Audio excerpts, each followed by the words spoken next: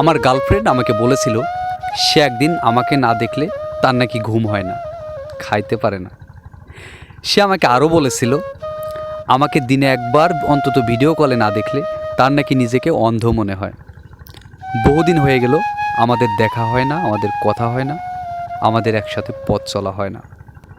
যেই মানুষটার আমাকে না দেখলে অন্ধ মনে হতো, সেই মানুষটা তার চোখ দিয়ে নতুন কাউকে দেখে। ছেড়ে দিলেই যদি ভালো থাকে তাহলে ছেড়ে দিন, কারণ ভালো রাখার নামই তো ভালোবাসা। সে আমাকে ছেড়ে ভালোই আছে, আর আমি নির্বোধ এখন পর্যন্ত নিজের সিমটা পর্যন্ত পরিবর্তন করি নাই সে আসবে বলে। মানুষ কথা দেয়, প্রয়োজন ফুরিয়ে গেলে কথা রাখার দরকার মনে করে না।